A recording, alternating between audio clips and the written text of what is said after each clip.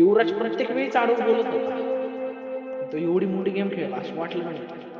म्हणजे आमचं भाऊ चाकरी द्या सारंगीची एवढ्या हलक्यात सोडणार नाही तुला तो असता.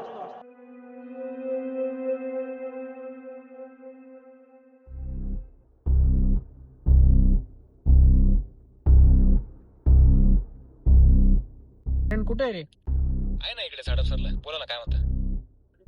बर, अरे काही नाही, थोडं बोलायचं होतं. हो बोला ना. युवराजची आणि तुझी कधीपासूनची मैत्री आहे रे? युवराजची न माझी नाही, आम्ही ऍक्च्युली फर्स्ट इयर पासून सोबतच आहे. बोला ना, युवराज बद्दल असं अचानक विचार. चांगली जुनी मैत्री दिसते तुमची. हो जुनी मैत्री. बोला ना, काय झालं का? नाही जस्ट तो दिसला होता म्हणून बोलावं वाटलं त्याला. काय अच्छा अच्छा, असंच का? काही विशेष नाही ना? नाही काही विशेष नाहीये. ठीक आहे, चल ये निवांत, भेटूयात आपण. चल.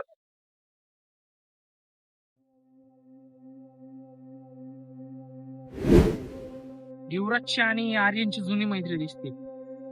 आर्यनला जर युवराज बद्दल सांगितलं तर त्याला ते पटणार. ठीक आहे, बघतो काही.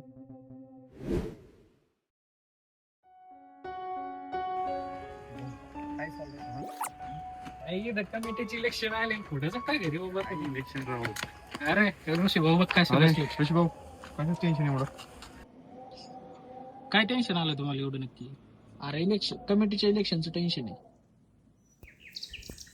इलेक्शन हे काय हो? इलेक्शन हे कमिटीचे इलेक्शन आपले एवढे महत्वाचे आहे का?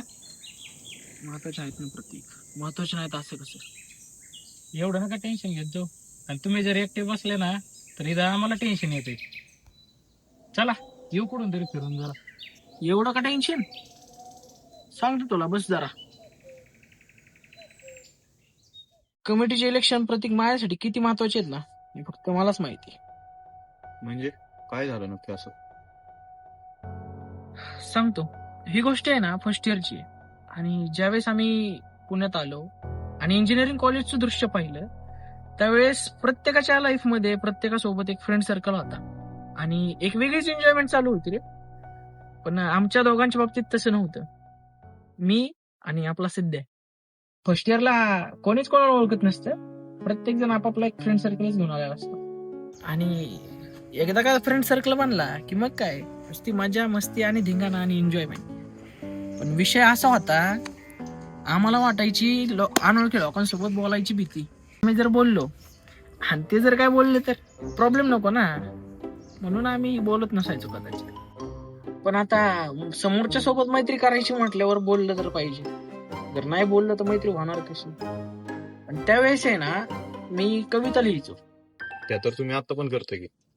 हो, मी आता पण लिहितो. पण त्यावेळेस काय झालं, कल्चरल इव्हेंटला एका सरांसोबत ओळख झाली आणि त्या सरांना माझ्या कविता दाखवल्या. त्यावेळेस पण मी आणि सिद्धू दोघेच होतो रे. पण ज्यावेळी मी इव्हेंट करत होतो आणि त्या इव्हेंट मध्ये कविता केली, ती कविता आहे ना बऱ्याच जणांना आवडली. आणि जसं जसं मी कविता करत गेलो, बरेच इव्हेंट अटेंड केले, त्या इव्हेंट मधून माझी ओळख बऱ्यापैकी झाली. मला हे सगळं भारी वाटत होतं रे. मग मी कॉलेजच्या नाटकांमध्ये भाग घेतला, तिथं पण कविता वगैरे केल्या. आणि त्यानंतर फॅकल्टी सोबत सगळ्यांसोबत ओळख झाली. पण तिथे गेल्यानंतर मला आपल्या कॉलेज कमिटी बद्दल कळलं. मग मला कॉलेज कमिटी बद्दल समजलं आणि असं लक्षात आलं की कॉलेज कमिटीच्या स्टुडंटकडे भरपूर पॉवर असते. तर फॅकल्टी सोबत ओळख होती आणि अजून इव्हेंट केल्यानंतर मी कमिटीचा तात्पुरता का होईना मेंबर झालो. मेंबर झाल्यानंतर थोडे दिवस म्हटलं आपण मेंबरच राहू. आणि नंतर इलेक्शन लागलं कमिटीचं. मी इलेक्शनला उभं राहायचं ठरवलं.